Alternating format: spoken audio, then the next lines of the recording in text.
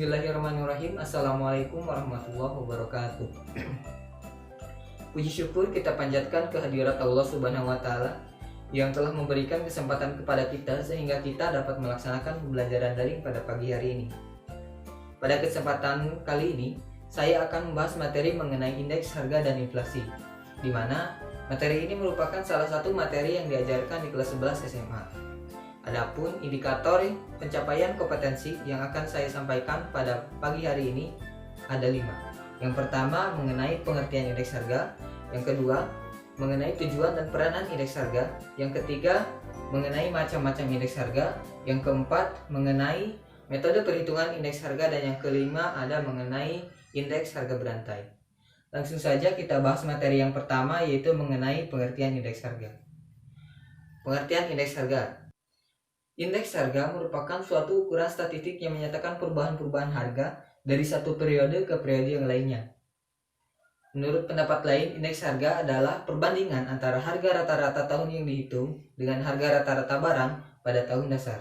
Nah, menurut KBBI, indeks adalah daftar harga sekarang dibandingkan dengan daftar harga sebelumnya menurut persentase untuk mengetahui naik ataupun turunnya harga suatu barang. Nah, berdasarkan beberapa pengertian di atas, dapat kita ambil kesimpulan bahwa indeks harga itu mengacu pada perbandingan antara harga rata-rata barang dari tahun yang dihitung dengan harga rata-rata barang pada tahun dasar. Nah, tahun dasar di sini maksudnya adalah tahun yang digunakan sebagai acuan dalam perhitungan indeks harga. Dalam penentuan tahun dasar ini haruslah tahun di mana kondisi ekonomi itu sedang berada dalam keadaan stabil dalam jangka waktu yang berdekatan. Dalam penetapan indeks harga ini berdasarkan dari data yang diambil oleh Badan Pusat Statistik. Nah, dalam penetapan indeks harga bukan berasal dari keseluruhan barang dan jasa yang beredar di pasaran, melainkan hanya beberapa barang saja yang dijadikan sampel. Nah, nantinya sampel ini akan diberikan bobot sesuai dengan tingkat keutamaan dan tingkat kepentingannya. Selanjutnya kita bahas materi yang kedua mengenai macam-macam indeks harga. Indeks harga dibagi menjadi 5. Yang pertama ada indeks harga konsumen, yang kedua ada indeks harga produsen, yang ketiga ada indeks harga pertanian, yang keempat ada indeks harga perdagangan besar, serta yang kelima ada indeks harga saham. Nah, kita bahas yang pertama mengenai indeks harga konsumen. Indeks harga konsumen adalah suatu ukuran statistik yang dapat menyatakan perubahan-perubahan harga dan jumlah barang yang dikonsumsi oleh konsumen dari waktu ke waktu. Angka indeks harga konsumen diperoleh dari Badan Pusat Statistik berdasarkan data yang berasal dari konsumen, produsen, lembaga konsumen, dan lembaga-lembaga lainnya. Nah, barang dan jasa yang dipilih di sini adalah barang dan jasa yang dianggap paling mewakili kegiatan belanja konsumen. Barang dan jasa ini tentu akan selalu berubah-ubah dari waktu ke waktu mengikuti pola konsumsi masyarakat. Nah, yang kedua kita bahas mengenai indeks harga produsen. Indeks harga produsen adalah angka indeks yang menyatakan perubahan harga barang di tingkatan produsen. Nah, barang yang biasa dibeli oleh produsen ini biasanya adalah bahan mentah dan bahan setengah jadi. Nah, apa sih yang membedakan antara indeks harga konsumen dengan indeks harga produsen? Nah, indeks harga produsen akan melakukan perhitungannya ketika berada pada tingkat harga distribusi, sedangkan untuk indeks harga konsumen akan melakukan perhitungan yang sama ketika berada pada tingkat harga eceran. Nah, selanjutnya kita bahas yang ketiga mengenai indeks harga pertanian. Nah, kita sudah tahu ya bahwa Indonesia ini merupakan negara agraris di mana sebagian penduduknya bermata pencaharian sebagai petani. Nah, yang nantinya tentu kebijakan pemerintah di bidang pertanian ini akan sangat mempengaruhi bagi rakyatnya. Nah, indeks harga pertanian ini dibagi menjadi 2. Yang pertama ada indeks harga yang diterima petani, kemudian ada indeks harga yang dibayar oleh petani. Kita bahas yang pertama mengenai indeks harga yang diterima oleh petani.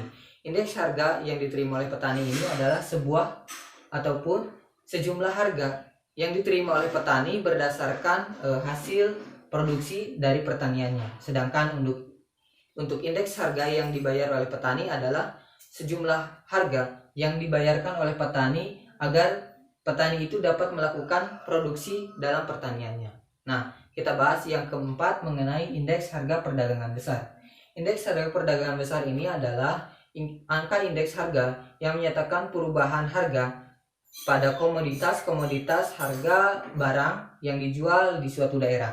Nah, jadi dapat diketahui bahwa indeks harga ini adalah menyatakan perubahan-perubahan harga barang-barang ataupun bahan jadi yang ada di pasaran. Kemudian kita bahas yang kelima mengenai indeks harga saham. Indeks harga saham adalah indeks yang menyatakan perubahan-perubahan harga pada saham dan pada modal. Kemudian indeks harga saham dibagi menjadi dua. Yang pertama ada indeks harga saham individu dan yang kedua ada indeks harga saham gabungan. Indeks harga saham individu adalah indeks harga saham yang dimiliki oleh perorangan yang tercatat di badan ataupun di Bursa Efek Indonesia. Kemudian yang kedua ada indeks harga saham gabungan adalah keseluruhan saham yang tercatat sebagai perhitungan indeks. Selanjutnya mengenai tujuan perhitungan indeks harga. Indeks harga ini memiliki peranan yang cukup penting bagi pemerintah dalam menentukan kebijakan-kebijakan yang tepat untuk mengatasi inflasi. Berikut ini beberapa tujuan dari perhitungan indeks harga. Yang pertama sebagai barometer keadaan ekonomi secara umum. Kemudian yang kedua sebagai pedoman kebijakan dan administrasi perusahaan. Kemudian yang ketiga sebagai deflasi. Deflasi di sini adalah alat statistik ataupun komponen resmi yang dapat mencerminkan penyebab terjadinya deflasi. Kemudian yang ketiga pedoman dalam pembelian berbagai jenis barang.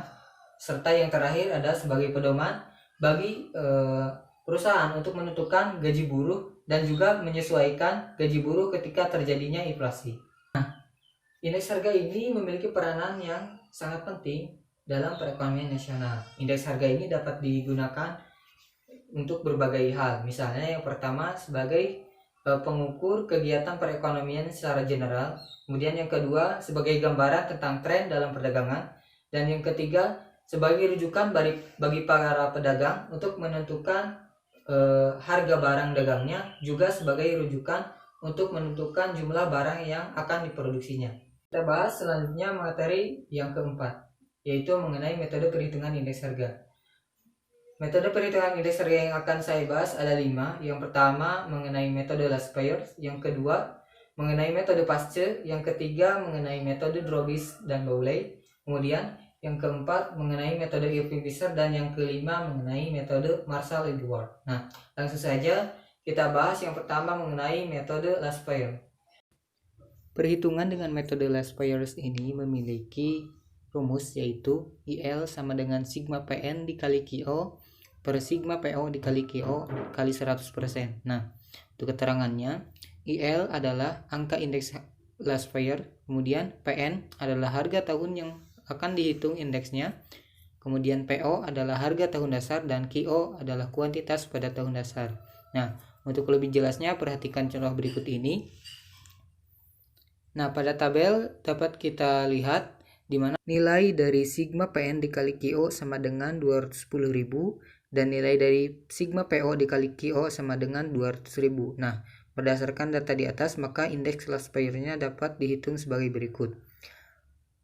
Rumusnya yang tadi kita masukkan, IL sama dengan nilai dari PN kali QO sama dengan 210.000 dibagi nilai dari PO dikali QO adalah 200.000 dikali 100%, maka hasilnya adalah 105,00. Nah, berarti terjadi kenaikan harga sebesar 5% pada tahun 2018.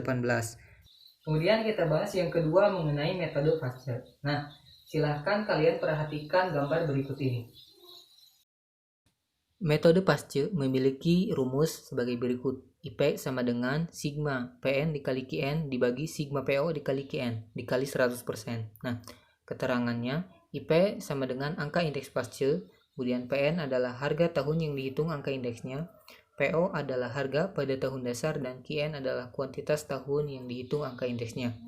Untuk lebih jelasnya silahkan perhatikan contoh berikut ini. Nah, dari tabel dapat kita ketahui bahwa nilai dari sigma PN dikali QN sama dengan Rp242.500 dan untuk nilai PO dikali QN sama dengan Rp240.000. Nah, berdasarkan data di atas, maka indeks Pasce-nya dapat dihitung sebagai berikut. IP sama dengan 242.500 dibagi 240.000 dikali 100 sama dengan hasilnya adalah 101,04%. Berarti terjadi kenaikan harga sebesar 1,4% pada tahun 2018. Nah, selanjutnya kita bahas mengenai metode yang ketiga, yaitu metode Drobis dan Bowley. Silahkan perhatikan gambar berikut ini. Metode Drobis dan Bowley memiliki rumus ID sama dengan IL plus IP dibagi 2. Keterangannya, ID adalah angka indeks Drobis, IL adalah angka indeks last pair, dan IP adalah angka indeks pasca. Nah, berdasarkan perhitungan angka indeks last pair dan pasca pada soal tadi, maka dapat dihitung besarnya indeks Drobis sebagai berikut. ID sama dengan 105,00 ditambah 101,04 dibagi 2. Hasilnya adalah 103,00%. Nah, berarti terdapat kenaikan harga sebesar 3% pada tahun 2018. Kita lanjutkan kepada metode yang keempat, yaitu metode Irving-Fisher. Silahkan perhatikan gambar berikut ini. Metode Irving-Fisher memiliki rumus IF sama dengan akar IL dikali IP. Keterangannya, IF adalah angka indeks Irving-Fisher, kemudian IL adalah angka indeks last pairs, dan IP sama dengan angka indeks pasca. Nah, berdasarkan perhitungan angka indeks last pair dan pasca, maka dapat dihitung besarnya indeks Irving-Fisher sebagai berikut. IF sama dengan akar 105,00 dikali akar 101,04. Hasilnya adalah 103,02. Berarti terdapat kenaikan harga sebesar 3,02% pada tahun 2018. Nah, sekarang mengenai metode yang terakhir, yaitu metode Marshall-Edgeworth. Kita bahas ya. Silahkan perhatikan gambar berikut ini. Metode Marshall memiliki rumus IM sama dengan sigma QO plus QN dikali PN dibagi sigma QO plus QN dikali PO kali 100. Keterangannya, IM adalah angka indeks Marshall-Edgeworth, kemudian QO adalah jumlah pada tahun dasar, QN adalah jumlah tahun yang dihitung angka indeksnya, PO adalah harga pada tahun dasar, dan PN adalah harga tahun yang dihitung angka indeksnya. Untuk lebih jelasnya, silakan perhatikan contoh berikut ini. Nah, dari tabel dapat kita lihat bahwa nilai dari sigma QO plus QN dikali PN adalah 452,500 rupiah. Kemudian untuk nilai QO plus QN dikali PN sama dengan 440.000 rupiah. Nah, berdasarkan data di atas, maka indeks Marshall-Edgeworth dapat dihitung sebagai berikut. IL sama dengan 452.500 dibagi 440 dikali 100. Hasilnya adalah 102,84. Nah, berarti terjadi kenaikan harga sebesar 2,84% pada tahun 2018. Selanjutnya mengenai materi yang terakhir, yaitu tentang indeks berantai. Nah, angka indeks berantai merupakan angka indeks yang menggunakan perhitungan tahun sebelumnya sebagai tahun dasar. Misalnya, kita menghitung indeks tahun 2017 dengan menggunakan tahun dasar 2016. Kemudian kita menghitung angka indeks tahun 2018 dengan tahun dasar 2017, dan begitu pun seterusnya. Untuk lebih jelasnya, silahkan perhatikan contoh berikut ini. Berdasarkan data di atas, maka indeks rantainya dapat dihitung sebagai berikut. Nah, indeks tahun 2014 sama dengan 500 dibagi 500 kali 100 sama dengan 100.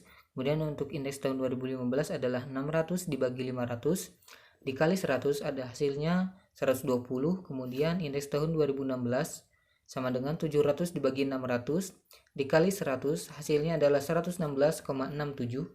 Kemudian indeks tahun 2017 sama dengan 800 dibagi 700 dikali 100, hasilnya adalah 114,29. Dan yang terakhir adalah indeks tahun 2018 sama dengan 900 dibagi 800 dikali 100, hasilnya adalah 112,50. Mungkin itu saja yang dapat saya sampaikan, kurang lebihnya mohon maaf. Semoga materi yang saya sampaikan ini dapat bermanfaat bagi kita semua.